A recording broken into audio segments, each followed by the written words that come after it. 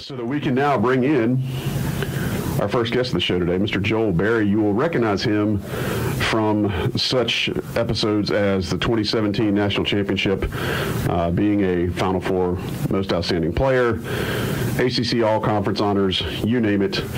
Also been tabbed a, quote, tough little nut by Roy Williams, Hall of Fame head coach of the Tar Heels at the time.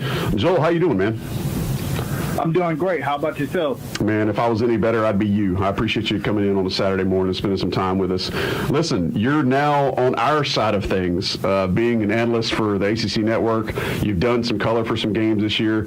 First question, how you liking it? Yeah, it's a little bit weird being on this side, but to be honest, I love it. I get more respect. I give more respect to you all for what y'all do and what goes into the preparation each and every game. And I mean, just staying up on what teams are doing. So seeing it from this side is great, and I'm loving it, and I love every aspect of it. Well, I know that when we talked to you, Ross Martin and I talked to you back on a 40 Club podcast, I think last spring, you'd kind of had some aspirations of doing it, and I think you're going to be great at it. So stick with it, man. It's been fun to see you on that side of the microphone, that side of the camera now, and hopefully you'll continue doing it. But brought you on today, talk a little bit about your alma mater and a team that you've worn the uniform for and sweat and bled and all of the above.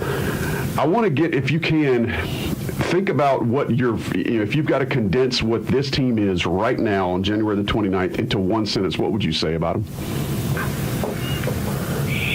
Yeah, it's hard to put them in a couple of words, but I would just say consistency, just one word.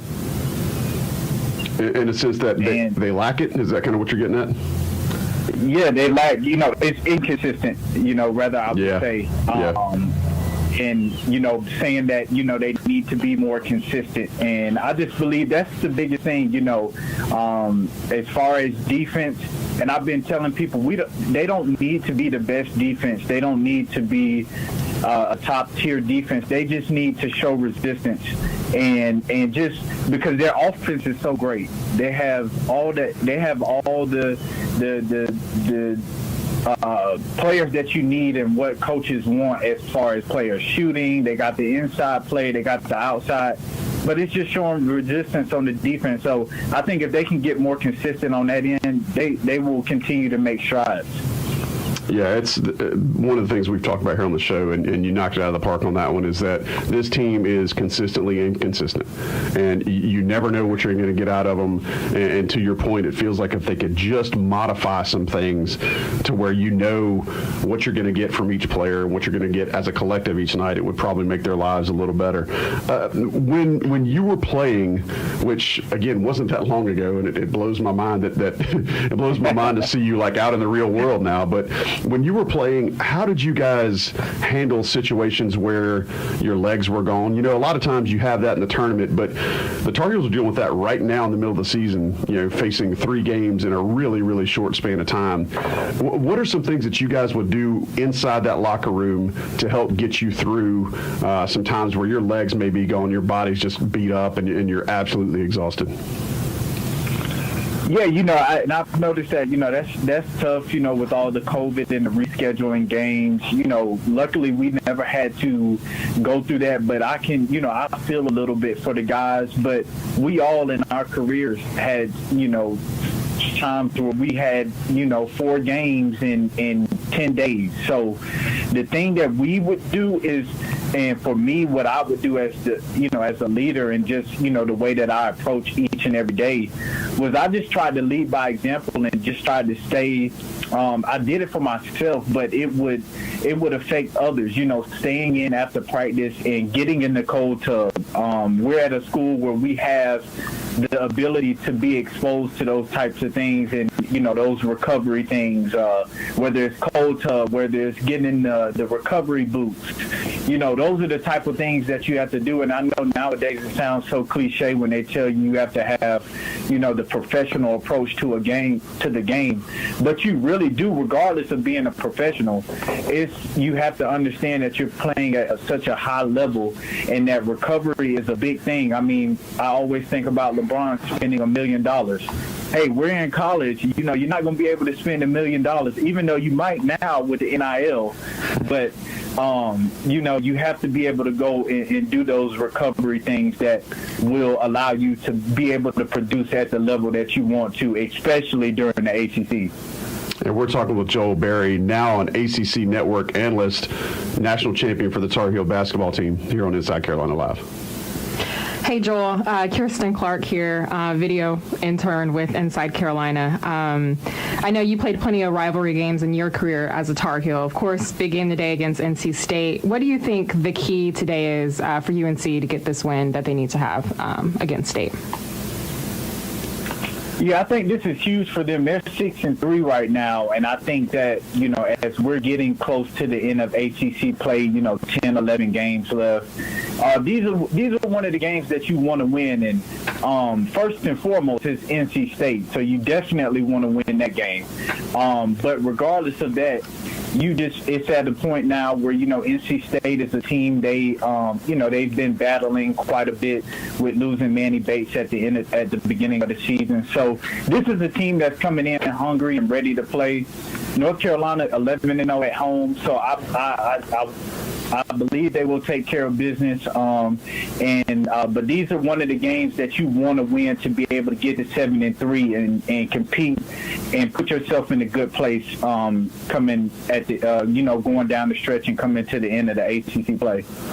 Joe, Tommy Ashley here. Playing against NC State, playing against Duke, other rivalry games. As a player, I understand that people always say it's just another game, but it's not. It's just not when you play NC State and Duke. Describe your favorite Carolina-NC State memory when you were on the court.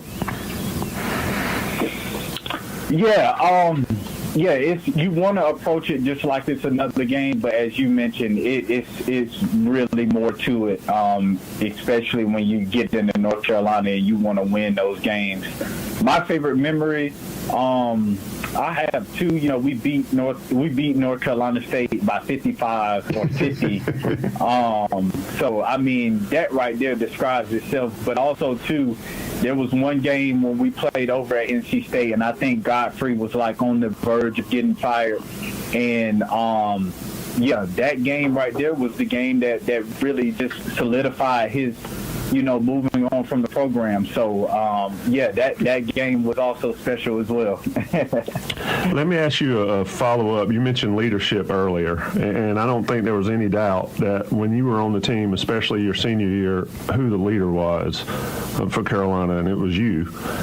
You had help. You had other guys that could lead, but I would say you were the dominant leader on the team. How important is it for especially college basketball teams to have that guy? And that's the one thing with this North Carolina team, and maybe the last 3 years, that there hasn't really seemed to be that guy on the roster doing things that you were able to do when you were at Carolina as far as leadership. Yes, sir. I think it's, you know, it's quite a bit that goes into it. You know, one, I just always dreamed of playing at Carolina, and I just wanted to always put my best foot forward. I never saw myself as bigger than the program. I thought the history that went into it, walking into the building each and every day, looking up at the rafters and wanting to be a part of that success is what went into my leadership. And then I also, too, have to thank Coach Williams.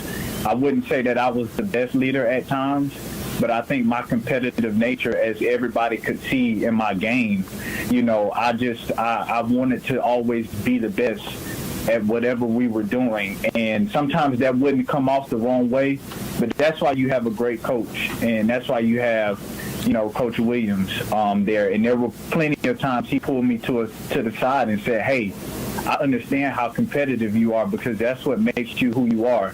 But to be able to get your teammates to follow along with you, you have to understand, you have to put it in different ways to be able to have them come along and be able to understand what it is that you're saying and what it is that they need to change.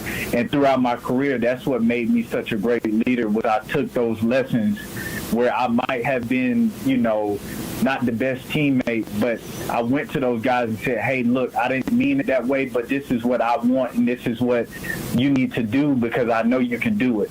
And so part of, my competitive nature and having a coach like Coach Williams, it went into all of my leadership and just wanting to be the best that I could be for the team and for myself. And it certainly culminated in a national championship game appearance and then the national championship chip in Chapel Hill for you guys. Last question for me before I turn it back to Joey.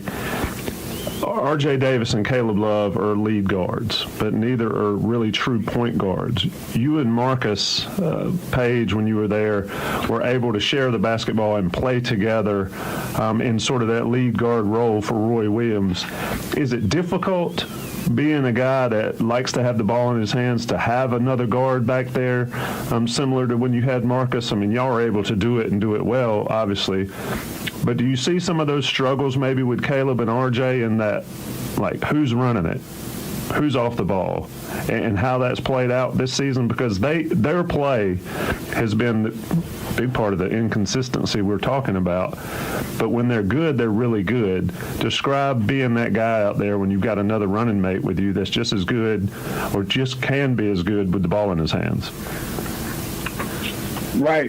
And with Marcus, it made my job so much easier. And that's, I think that's what they have to see it as, is that it's not a competition thing in the backcourt. It's, hey, we make each other's job so easy, because if you're doing something and I might not have the best night tonight, at least we know as a whole that we are able to be productive. And, with having RJ and Caleb Love, it's great because it makes your offense faster with having 2 point guards, where if Armando gets the rebound, he has 2 outlets. So that makes it faster.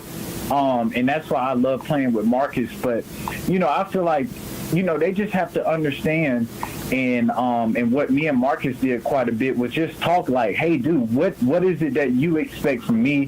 What is it that I can do to help you, be better in what you're doing? And I just think that, they just have to figure that out. It's not hard, it's not easy playing against somebody else that's literally, in the same position as you and you're on the court at the same time. But I think they have to, put aside their some of what they want to do as far as scoring and whatnot, and just do what's best for the team. And the success will come by the way, and that's how I always saw it. I never saw it as Marcus being somebody that's taking something from me. I just thought, hey, let's see how I can be successful in my role. And I know that when I'm successful, when I'm doing what I'm supposed to do, all the other things will come by the way. So I think that's the mentality that they need to have. Spoken like a true vet. We're talking with Joel Berry. Joel, one more question before we let you go and get back to your Saturday. I know you got a lot going on today. You're an elite company in North Carolina. You're an elite company in, with regard to guys that have played Division I college basketball in the sense that you got a title. The Tar Heels are honoring another team in that family of Tar Heels who have won a title today in the 82 squad. I wanted to see if you might be able to share any interactions that you've had with any guys from that 82 squad. Whether it's Jordan, Worthy, Perkins, whomever. What kind of unique interactions have you had with those guys? And is there some sort of kinship and secret handshake that y'all have now since you both won national titles? I wish there was a secret handshake. But no, I got a chance to meet James Worthy when we were in the tournament my sophomore year, when we were going through our run, and we got a chance to meet him. And it's just, just being able to be in his company and be, around him is just, that speaks volumes in itself. Even if I didn't have, a huge interaction with him. And then, Jordan being at our, at the worst moment probably in my college career and losing the national championship. And, I really couldn't take it in at the moment because I was just so, within my own feelings because of what had just happened. But Jordan, helped us out at Carolina. I mean, he's on all of our jerseys and in our shoes. So that's just awesome. But just being able to walk in the Dean Dome and just seeing the 82 national championship, the names that are up in the rafters. I mean, all of that history, you're surrounded by each and every day when you walk down the halls. So even if you don't get a chance to meet those guys, you know the history, you know who they are. And it's just so I'm blessed and honored to this day to still, to be a part of it. So it's great that they're honoring them today. I wish I could be there in person, but the history is always there. You understand it each and every day whenever you walk in that building. And you've now gotten multiple links to those guys based on your success and your tenure at North Carolina. And we certainly appreciate you joining us here on Inside Carolina Live today. Joel Berry, you can check him out on the ACC Network. Joel, what's your regular schedule? I know you're on like different nights, and are you just are you just an analyst for the post-game coverage or in-game coverage? What's your schedule like so folks know where to find you? Yeah, definitely. So I do all the halftimes on the ACC Network throughout Saturdays, and then I have a 10 o'clock show at night called Nothing But Net. So we cover we just do all of the games that are played on Saturday, and then, like I said, I do all the halftime coverages of all the games on the ACC Network. Well, we'll be sure to check you out. We appreciate you taking time for us on a Saturday. We hope to talk to you sometime down the road. Yes, sir. Thanks for having me.